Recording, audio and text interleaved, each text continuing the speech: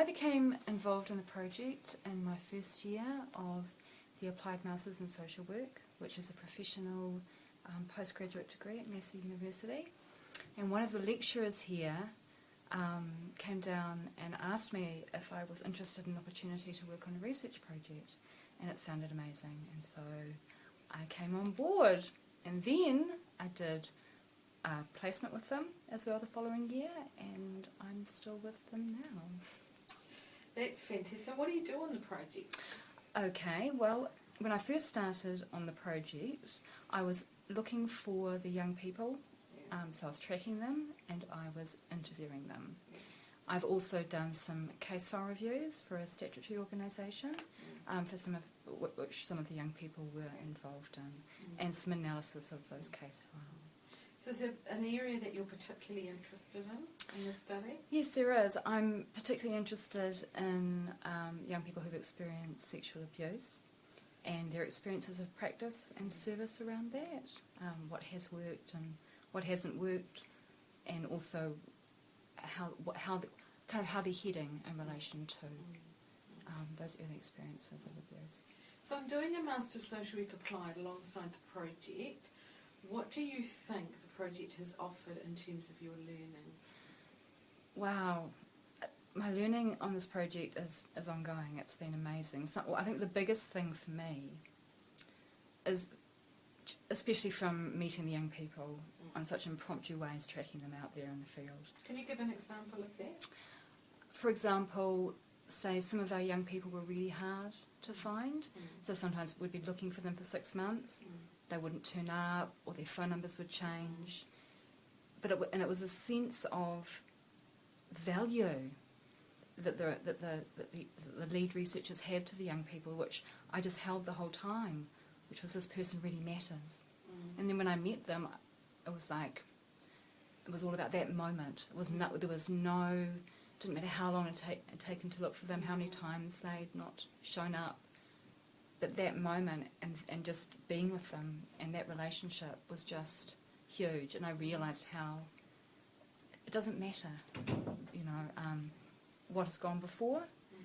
It's that moment with them, that counts. It really, really counts.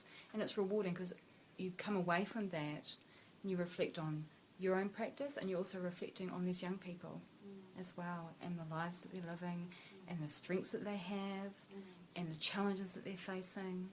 And so it's got this beautiful continuum, And then you think about that in relation to, well, if this was a practice setting, if I was doing an assessment, or I was, the same values would still be there. So do you think it's changed your social work practice? Absolutely, absolutely. When I first started doing social work, just on my first placement, and I got a job for my first placement, I had this feeling that, I have to do something, or I have to stop this from happening, or not stop that from happening, and I learnt to hold uncertainty a lot more.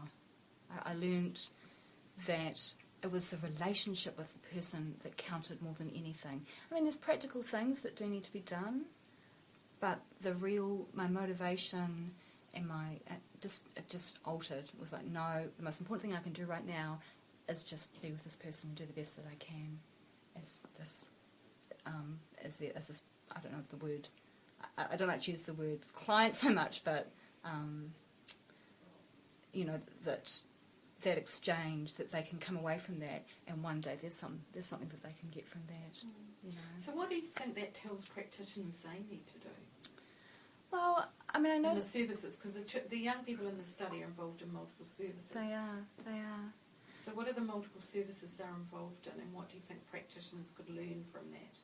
I think they could learn, I know that there is definitely procedural things that need to be done, and I know that their case studies can be big and they can be time poor. So you're talking about in statutory? In statutory, but even in NGOs you can be quite time poor, depending on the level of work.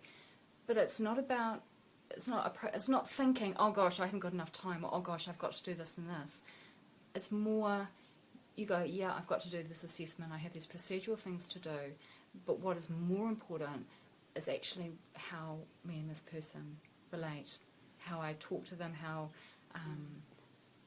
and kind of you can bring all the procedural stuff into that, but if you hold the relationship on as the top priority, then the other stuff happens. But it's and don't think of it as it's time poor. Think of it, no, this is this can be rich. This time that I have can actually be really rich. So you've nearly finished your MSW applied. That's right. And I hear that you're thinking about doing a PhD. So can you tell us about that and how that relates to the project? Okay, well, from doing the project, I've been thinking about doing a PhD in regards to practice around sexual abuse disclosures, because at different stages in certain people's lives, there's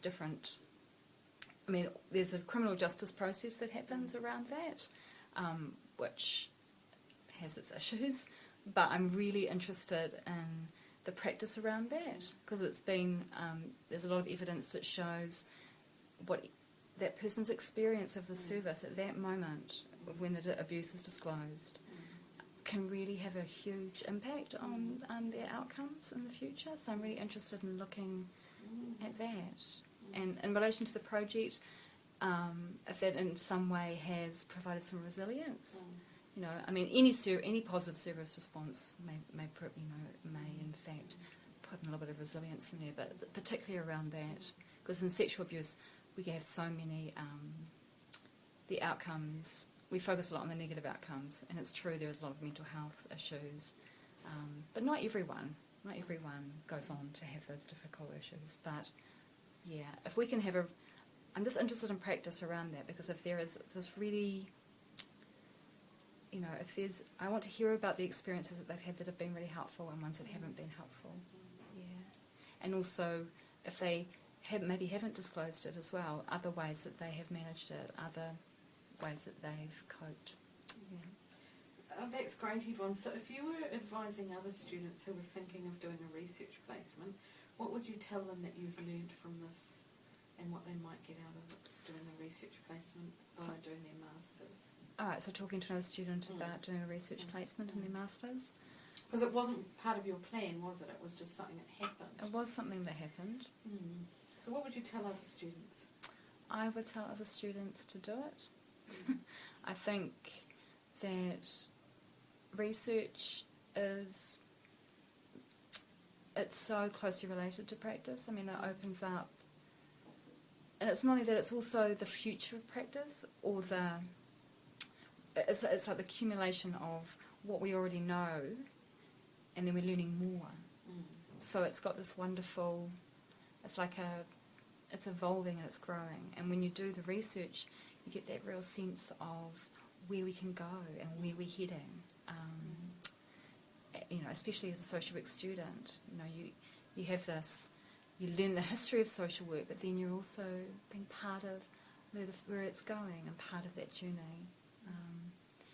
And there's just so many different things and it gives you also a theoretical, and it feeds your theoretical knowledge on a really practical level too, so that the two really resonate with each other. I know that, when I first did it, I was like, research? What's it going to tell about practice?